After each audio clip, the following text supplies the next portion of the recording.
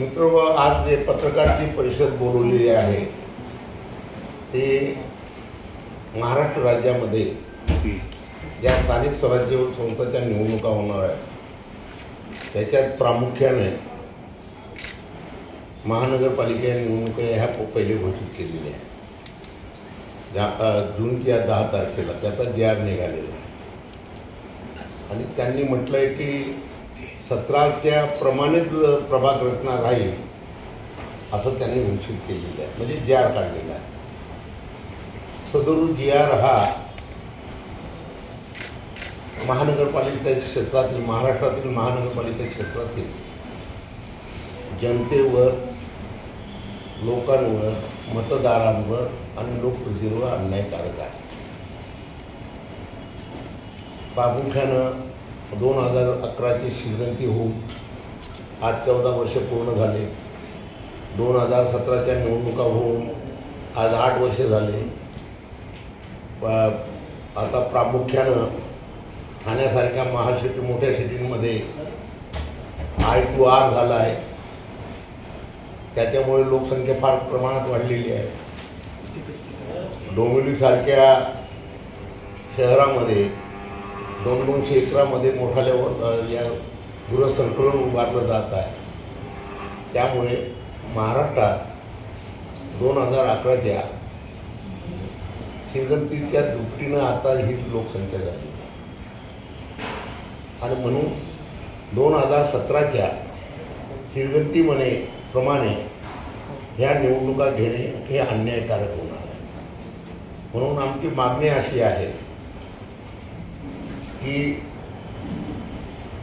2011 म्हणजे ढोबळमानाने 2021ची शिवजयंती समजून प्रभाग रचना करा, प्रभाग संख्या वाढवा, अनुसूचित जातीचे उमेदवार वाढवा अशी आमची प्रामुख्याने मागणी आहे.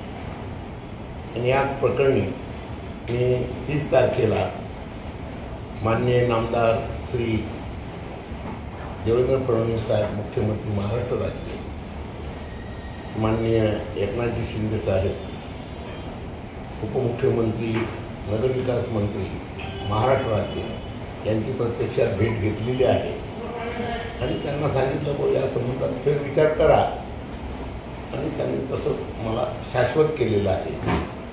आणि म्हणून आजची ही प्रेस कॉन्फरन्स आपण बोललेली आहे. मी तुम्हाला माझी विनंती राहील सर्व पत्रकार मित्रांना, जनहित, प्रतिनिधी हित या दृष्टिकोनातून या प्रेसला आपण प्रसिद्धी द्या आणि जनताभिमुख हा प्रकरण कसं धसाच लागेल या दृष्टिकोनातून आपण स्वतः मला सहकार्य करा, लोकांना सहकार्य, लोकप्रतिनिधींना सहकार्य अशी आपल्याला विनंती. नाना 2017 साली 14 लाख मतदार होते. 14 लाख मतदार होते. आता किती वाढले? 2011 आता 14 वर्ष 17 लाख असं ती ढोबळपणा नाही. याच्या पलीकडे माझं जाऊन सांगणं आहे, भारत देशात आणि या राज्याचं जो काही कारभार चालतो काय तो 2011च्या शिवजयंतीने चालतो काय? 2011च्या शिवजयंतीने चालतो काय?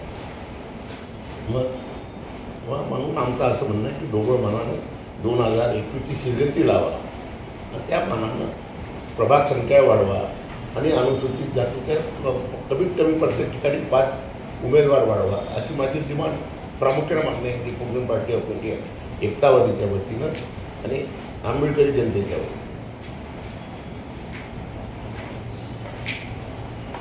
आता तुम्ही मागणी केली जर ती जास्त तिला हे नाही केलं तर तुमचं काय नाही, मी आशावादी आहे. पण त्याच्यातून काय घडलं नाही तर काहीतरी न्यायालयीन मार्ग करावा लागेल. न्यायालयीन मार्ग हे आता एवढं तर सण नाही होणार ना. मी तुम्हाला ते एकच सांगितलं ना, या देशाचा कारभार 2011च्या शिवजयंतीने चालतो काय? राज्याचा कारभार 2000 शिवजयंतीने चालतो काय? याचा विचार करा ना. हा करावा पाहून आणि प्रामुख्यानं म्हणजे इंडस्ट्रियल झोनचं I2R झालेलं आहे याचा विचार करणार की नाही. 4 FSI झालेले आहेत. आता 4 माळ्याच्या बिल्डिंग होतात तिथं आता ते 40 माळ्याच्या म्हणजे 40 बिराळं होते तर 100 बिराळं झाली तिथं. ह्या सर्व ठिकाणी मी सर्वसाधारण महाराष्ट्राच्या सर्व महानगरपालिकांचा बसून आढावा घेतले, त्या अनुषंगाने मी लिखाण केले. नाना, ही मागणी फक्त ठाणे महानगरपालिकेपुरती की राज्यातल्या सर्व महापालिका आणि नगरपालिकांसाठी? नाही, तूर्त महानगरपालिका घोषित केलेली आहे. सर्व महानगरपालिकेच्या संबंधात आपण प्रेस कॉन्फरन्स पत्रकार परिषदेमध्ये बोलताना तुम्हाला मी पत्रकार हे दिलं, प्रेस दिलं, वाचलं का आपण? हा, तो वाचा पाहिजे. हे घ्या, त्यांना द्या, वाचून घ्यानंतर विचार पहिले वाचा.